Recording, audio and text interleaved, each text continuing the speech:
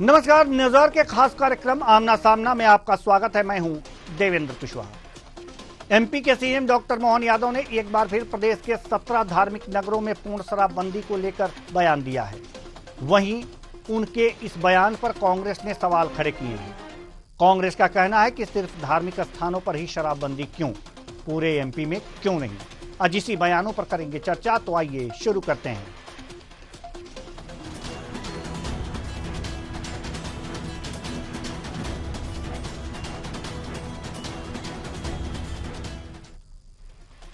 MP के CM doctor Mohan Yadav ने एक बार फिर धार्मिक स्थानों पर शराबबंदी की बात कही है। सीएम का कहना है कि हम धार्मिक शहरों में पूर्ण शराबबंदी की दिशा में आगे बढ़ रहे हैं। जिस तरह शराब के कारण कई घर बर्बाद होते हैं, घरों में अशांति बढ़ती है, शराब से बीमारियां फैल रही हैं, अब हमें इस बीमारी को दूर करना है, सुशासन की तरफ बढ़ना है। ऐसे कई निर्णय हैं जो आगे और लिए जाएंगे। सुनिए।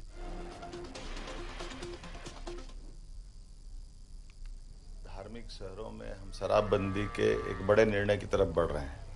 उम्मीद कर रहा हूं कि जिस प्रकार से वर्तमान के समय में शराब के कारण से कई घर बर्बाद हो जाते हैं, बीमारियां आती है, हॉस्पिटल और कई खर्चे बढ़ जाते हैं, और उससे बढ़कर के ये अशांति और कई कारण से घर तोड़ने के एक अलग उपक्रम के माध्यम से शराब अपनी बीमारी फैलाती है, जिसमें खास करके महिलाएं, बच्चों, इनको बहुत कष्ट होता है।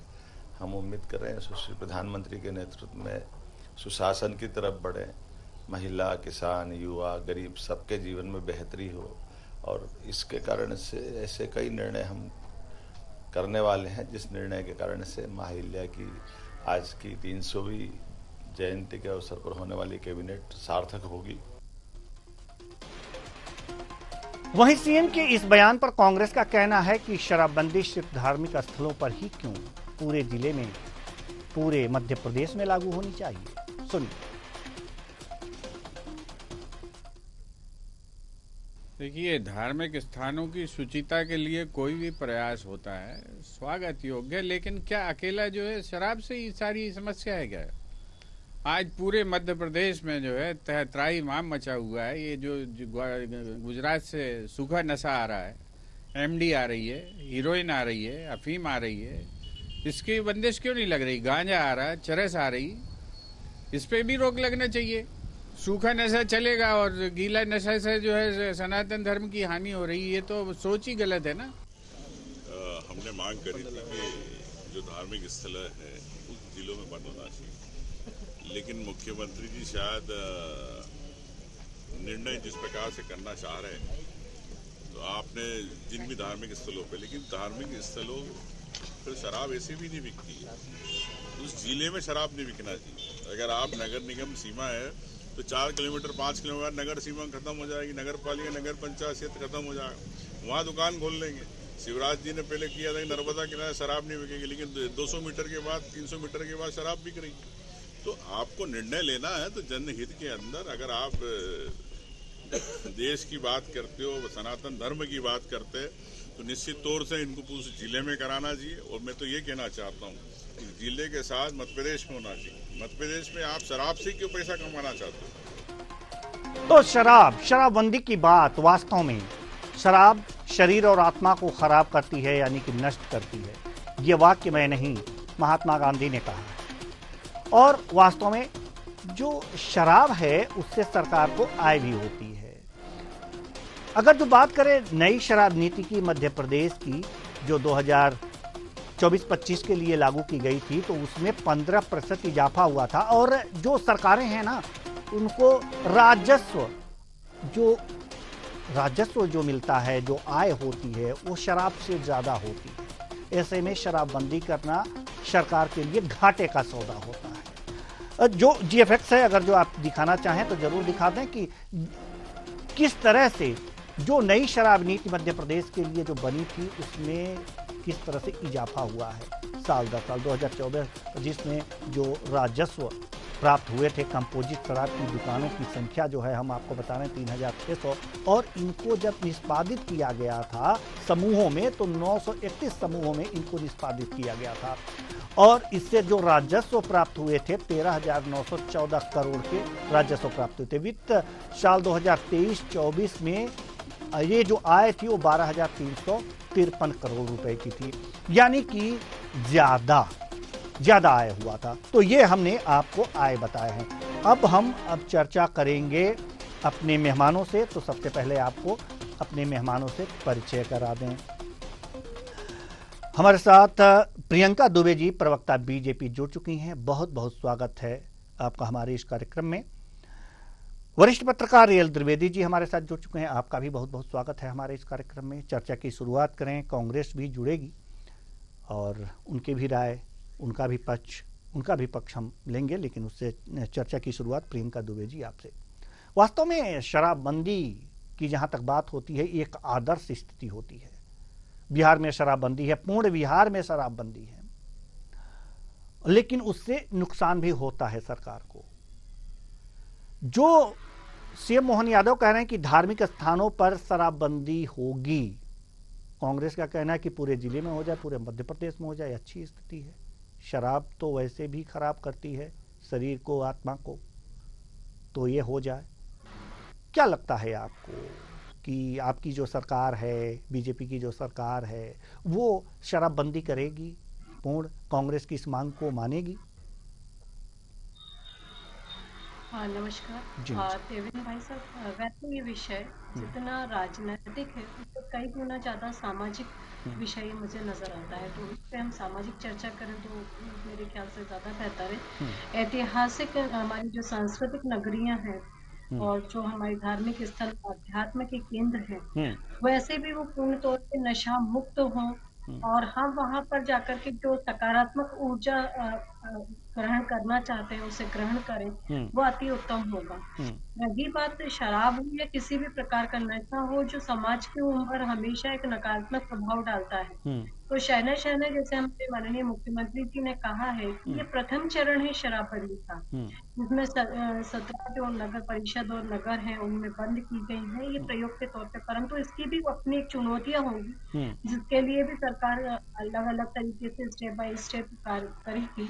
परंतु आपके माध्यम से और अपने चैनल के माध्यम से मैं माननीय मुख्यमंत्री जी का धन्यवाद ज्ञापित करती हूँ, बहनों की तरफ से धन्यवाद ज्ञापित करती हूँ कि शराब सिर्फ एक इंसान को तो खराब करती ही है, उसके नकारात्मक प्रभाव पूरे परिवार के ऊपर पड़ता है।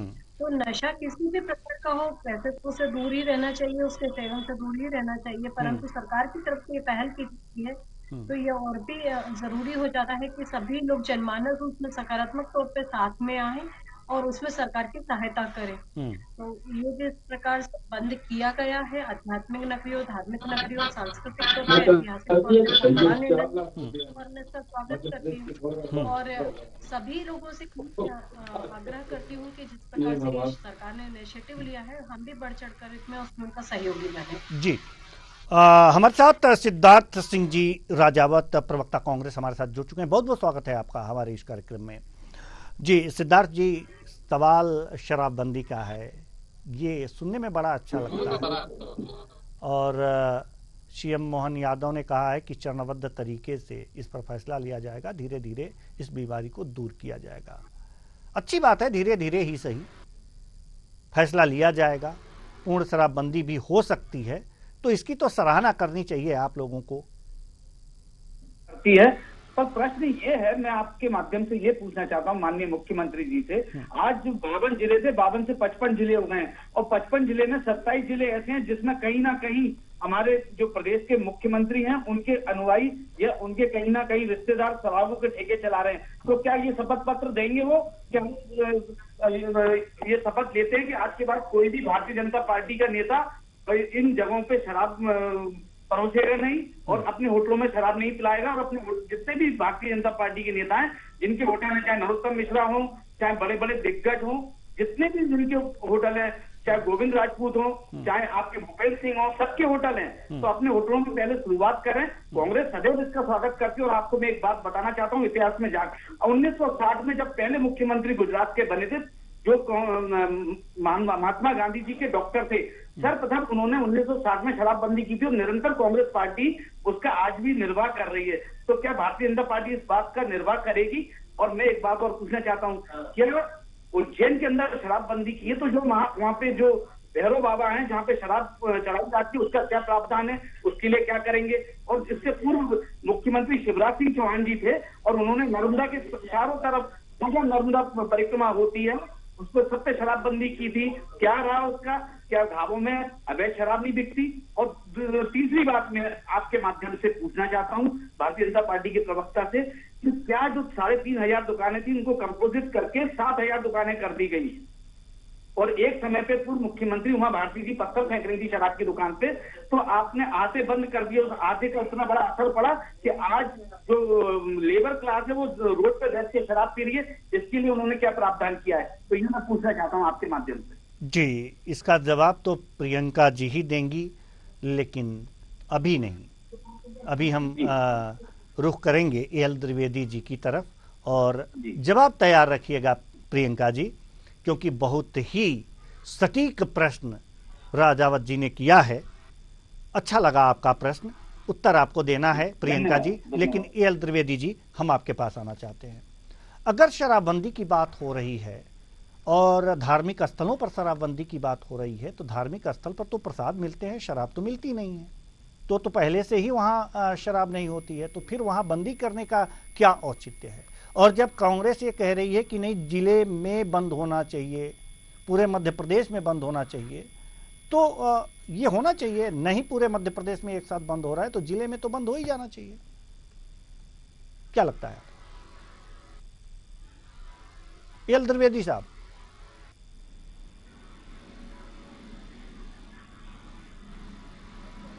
चलिए, एल द्विवेदी साहब से की आवाज हम तक नहीं पहुंच पा रही है, तो हम रुक करेंगे। आपके माध्यम से एक बात और बोलना चाहता हूं, अगर आपकी इजाजत जी हो। जी जी जी। देखिए, आज 55 जिले हैं और आपने शायद सुना होगा कि धार, झाबुआ और अलीराजपुर 110, 120, 130 करोड़ रुपए में ठेके जाते हैं और वहां की आबादी 10,000, 15,000, 20,000, 25,000 है। तो क्या प्रत्येक व्यक्ति वहां पे एक दिन के अंदर 45 बोतल शराब पीता है क्या? मैं ये पूछना चाहता हूँ। शराबबंदी अगर आपने इतने सवाल कर लिए हैं कि हम आपके सवाल भूल गए हैं, तो प्रियंका जी जवाब कैसे देंगी? एक एक करके नहीं, मैं आपके माध्यम से बताना चाहता हूँ, एक एक करके शराबबंदी करने से कहीं कालाबाजारी और माफिया तंत्र दोबारा हावी तो नहीं हो जाएगा? होता है, क्योंकि पीने वाले जो पीते हैं, बिहार में पूर्ण शराबबंदी है, लेकिन वहां देखिए लोग पीने वाले पी रहे हैं ना। होता है। प्रियंका दुबे जी एक एक करके राजावत जी का सवालों का जवाब दीजिए। पहले इनके जवाब देने से पहले मुझे इनसे भी एक सवाल पूछना है कि ये सवाल इनका व्यक्तिगत है या इनकी पार्टी की तरफ से पूछ रहे हैं?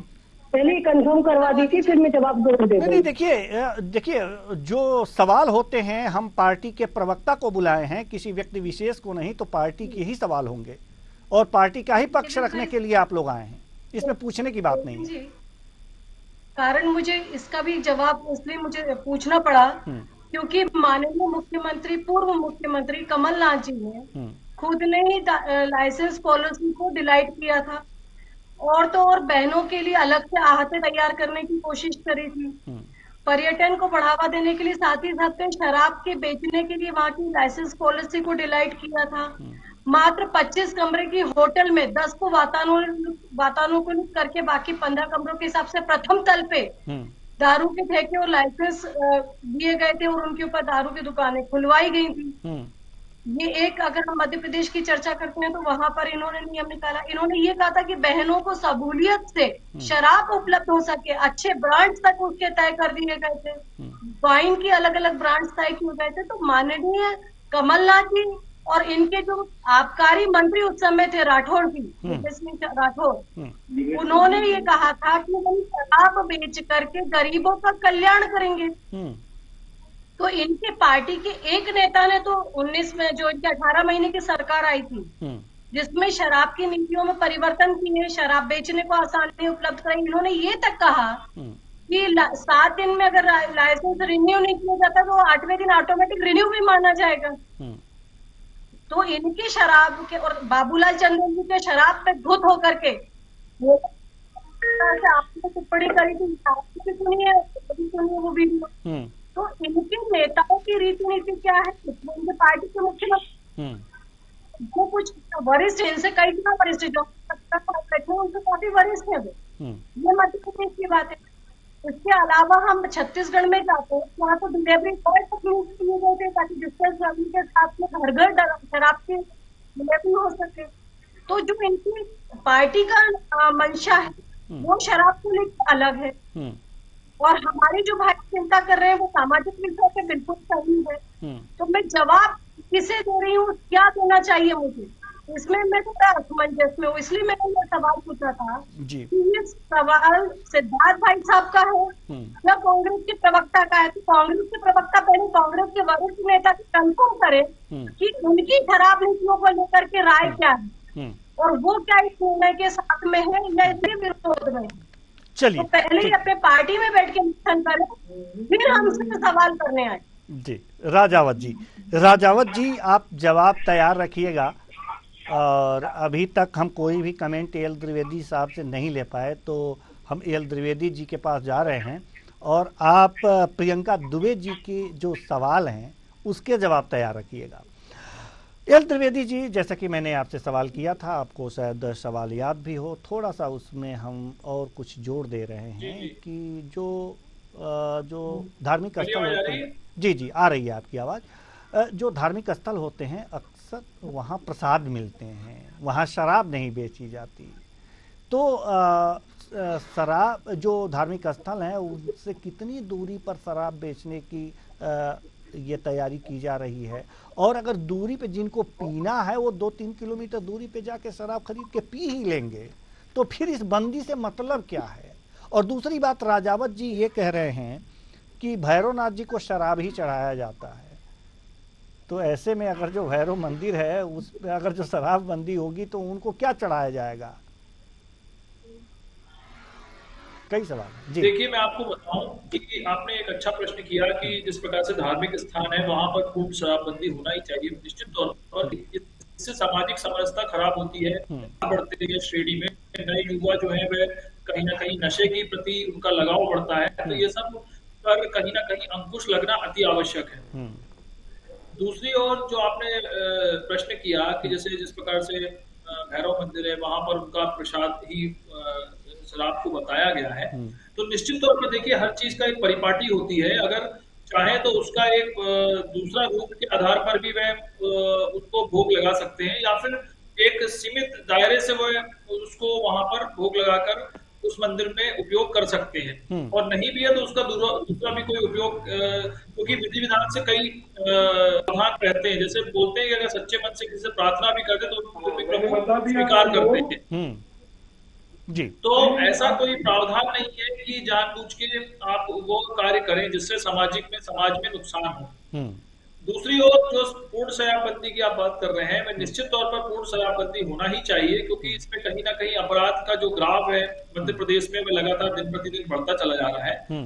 और इसके अलावा जो शराबबंदी के अलावा भी जो नशे के जो भी अन्य साधन है, चाहे वे किसी भी प्रकार के साधन हो, उन सब पर भी रोक लगाना चाहिए। क्योंकि आपने देखा होगा जो ये नाइट कल्चर का जो फैशन आया हुआ है हमारे प्रदेश में, देश में, ये कहीं ना कहीं युवाओं को भटका रहा है, और इससे कहीं ना कहीं मध्य प्रदेश और देश में अपराध के जो ग्राफ का रेशियो है, एनसीआरबी के जब आप आंकड़े देखेंगे तो वे लगातार बढ़ते चले जा रहे हैं, और एक्सीडेंटल क्राइम और एक्सीडेंट्स लगातार बढ़ते जा रहे हैं। क्योंकि आपने पढ़ा होगा पिछले बार जो डेटा आया हुआ है उसमें करीबन 70 से 90% युवा जो हैं उन्होंने शराब पीकर जब गाड़ी चलाई तो कहीं ना कहीं वह एक्सीडेंटल के शिकार हुए। तो दूसरी जनहानि भी इससे होती है, तो कहीं ना कहीं पूर्ण शराबबंदी मध्य प्रदेश में होना चाहिए। जी, पूर्ण शराबबंदी मध्य प्रदेश में होनी चाहिए।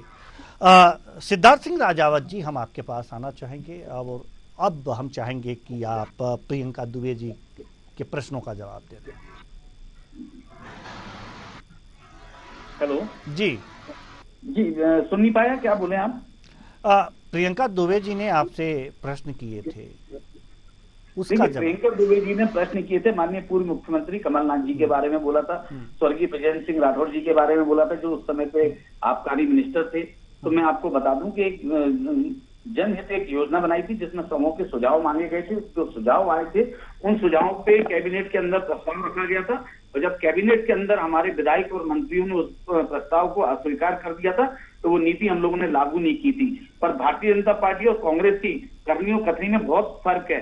कांग्रेस पार्टी ने उस चीज को लागू नहीं किया, पर भारतीय जनता पार्टी ने उस चीज को लागू करके ये बता दिया कि आज शराब प्रेमी भारतीय जनता पार्टी। और मैंने अभी इनसे एक चीज पूछी थी कि ये बताइए कि माननीय मुख्यमंत्री मोहन सिंह यादव जी के जो करीबी रिश्तेदार हैं वो 27 जिलों में शराब का ठेका चला रहे हैं, जिनमें से 5-7 जिले ऐसे हैं जो धार्मिक स्थलों पे हैं, जो उज्जैन में भी आता है, उज्जैन के आसपास के हैं। तो क्या वो शपथ लेके इस बात को माननीय मुख्यमंत्री को देंगे कि अब हम सारे शराब के ठेके छोड़ेंगे? इसका प्रियंका जी जवाब दें। और जो भारतीय जनता पार्टी के कद्दावर नेता जिनके 5 स्टार होटल बने हुए हैं, जिसमें नहीं, अगर जो उज्जैन की उस परिधि में जहां पर शराबबंदी है तो वहां तो चाहे किसी के रिश्तेदार हों, अगर जो इस तरह की शराबबंदी है तो किसी के रिश्तेदार हों, अगर उस परिधि में आएंगे तो उनको बंद करना ही होगा। तो मैं आपके माध्यम से यही तो पूछना चाह रहा हूँ। तो इसमें पूछने वाली बात नहीं, प्रियंका दुबे जी जवाब दे देंगे, दे सकती हैं इसका। प्रियंका दुबे जी जवाब दीजिए आप। कई जिलों में जो माफिया तंत्र सक्रिय है शराब का, क्या ये कालाबाजारी और उस पर रोकने के लिए उन्होंने क्या प्रारूप तैयार किया, इसके बारे में बताएंगे जनता को जी।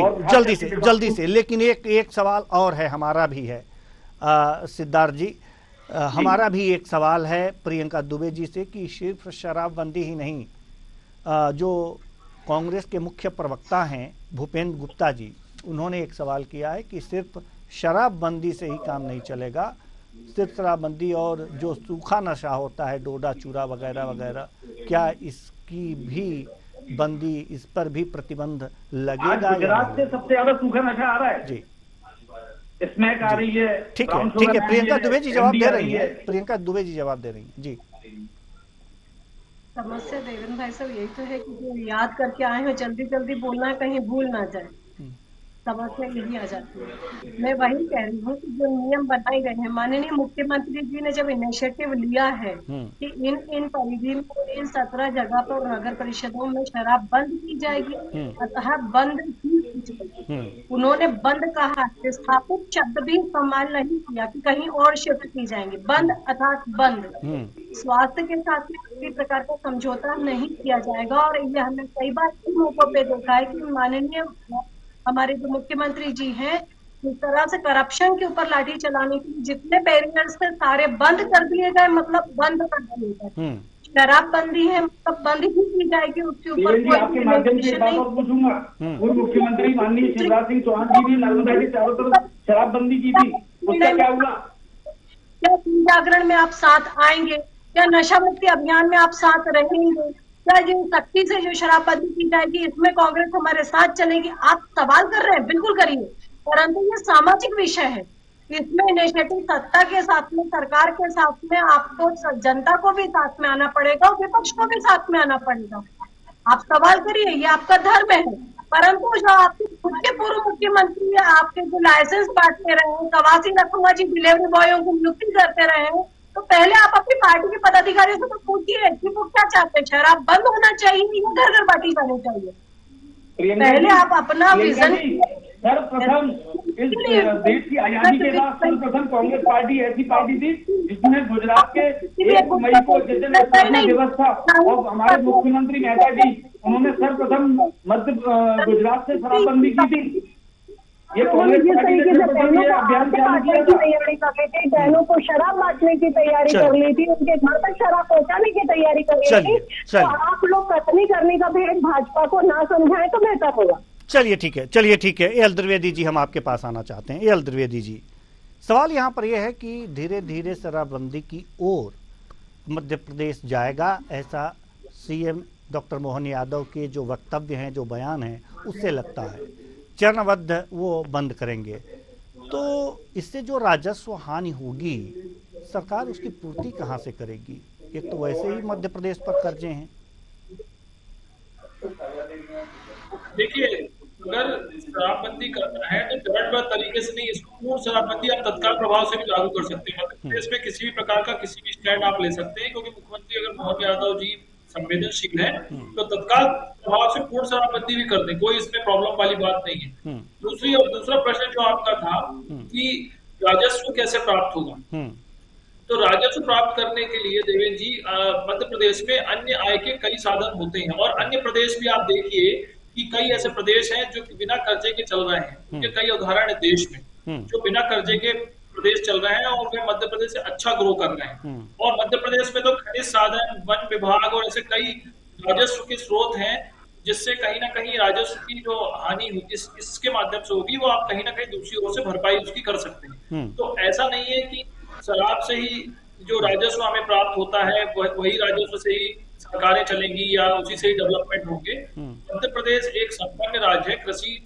प्रधान प्रदेश है। इसमें विभिन्न प्रकार की कृषि होती है और यहाँ का गेहूं है और जो अन्य जो कृषि के स्रोत हैं उसके आधार पर भी आप राजस्व की चीजें बढ़ा सकते हैं। और अगर वह नहीं भी होता है तो खनिज साधन से रॉयल्टी बढ़ा करके भी आप कहीं ना कहीं साधन राजस्व के बढ़ा सकते हैं। लेकिन अगर आपको पूर्ण शराबबंदी करनी है तो उसको तत्काल प्रभाव से पूरे प्रदेश में लागू करना चाहिए। जी, लागू करना चाहिए। अगर जो शराबबंदी है तो पूर्ण शराबबंदी लागू करनी चाहिए। चूंकि अब समय नहीं है, नहीं तो इस चर्चा को और आगे बढ़ाते। बहुत बहुत धन्यवाद तीनों मेहमानों का, आप आए और अपने अपने विचार साझा किए। तो कुल मिलाकर के देखा जा सकता है कि पवित्र शहर ड्राई सियासी पारा है। शराबबंदी पर बैन की बात हो रही है कि शराबबंदी हो जाए मध्य प्रदेश में। लेकिन सीएम डॉक्टर मोहन यादव ये कह रहे हैं कि हम धीरे धीरे करेंगे, धीरे धीरे चरणबद्ध तरीके से इसे बंद करेंगे कि इस बीमारी का सफाया हो सके। चरणबद्ध तरीके से बंद करने के पीछे लॉजिक यही हो सकता है कि इससे भारी राजस्व जो है सरकार को मिलता है, राज्य सरकार को मिलता है, और उस राजस्व को कवर करने के लिए शायद सीएम मोहन यादव, डॉक्टर मोहन यादव ये चाहते हों कि उसको धीरे धीरे बंद करें और धीरे धीरे उसकी भरपाई कहीं और से कर लें, जिससे कि सरकार के आय को नुकसान ना हो। एक अच्छी पहल है और वास्तव में होनी चाहिए। फिलहाल इस कार्यक्रम में इतना ही। मुझे दीजिए इजाजत। नमस्कार।